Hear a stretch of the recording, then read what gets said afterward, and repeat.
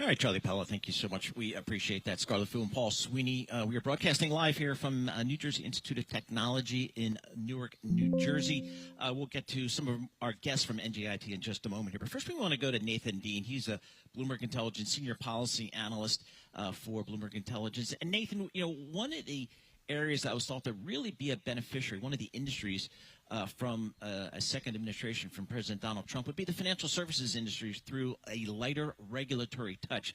I guess the question 1 year into the president's second presidency, is that in fact coming to fruition?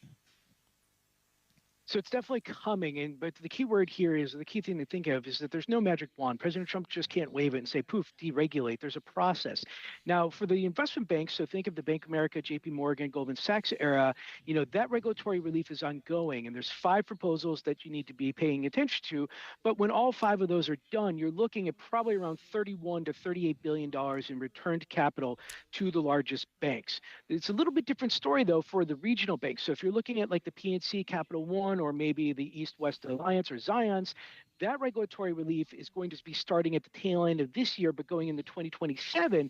And that deregulatory effort, we think, will lead up to more maybe potentially M&A and maybe a little bit better organic growth.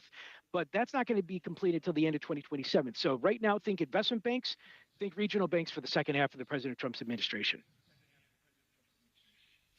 What's the first step that regulators need to take when it comes to regional banks?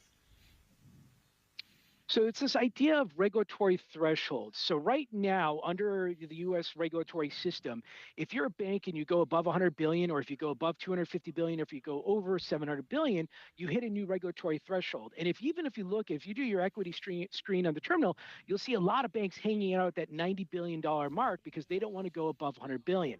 Now, those thresholds haven't been updated since 2018. And there's a thought out here that maybe they'll update those thresholds by nominal GDP. So if you're looking at the 100 billion level, maybe it goes up to 250, and as a result, there's a lot of other banks out here that could explore M&A or do organic growth.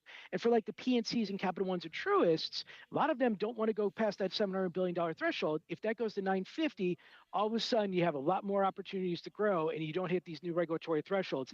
I think the Fed proposes that maybe at the tail end of this year, the beginning of next year, but again, that's not going to be implemented probably till the tail end of 2027.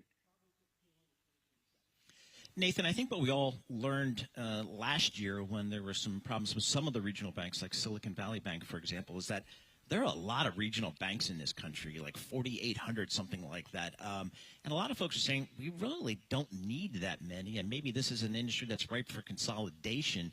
I know the bankers would like to, M&A bankers would like to see some of that. How do the regulators and the folks in Washington feel about that?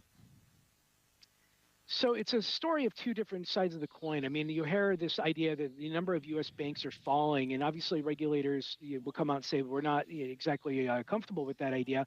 But look, the story is that under the Trump administration, M&A is a much faster and much easier process to do with. Think of Fifth Third and Comerica. That was much faster than what would have occurred under the Biden administration. So what the regulators are essentially doing is saying, look, we haven't updated a lot of this since 2018. A lot of it, the situation is different. The economic situation is different. And gone is this idea of a PNC or a Capital One ballooning up into what's called a GSIB. So think of like PNC acquiring a bank going to the same size of a Bank of America or a JP Morgan. That was very much, not approved or not sought under the Biden administration. That theory hasn't really been tested on the Trump administration, but our view is the Trump regulators would be somewhat okay with that. This idea here is that M&A is something that should be explored, there should be more of, and the Trump administration up until 2028, for the next few years, bank of M&A should be a lot easier to conduct for the sector. Nathan, I know we're focused on the banks because the banks are reporting earnings. Goldman Sachs reported today, and of course, JP Morgan will be reporting tomorrow. But I have to get in a question to you about Congress. They've returned from a 2-week recess. There's a lot going on in the world right now. Where are we with the funding of the U.S. government?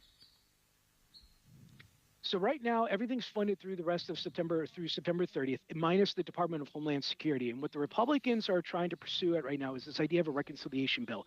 You can bypass the Democrats and you can bypass the Senate filibuster.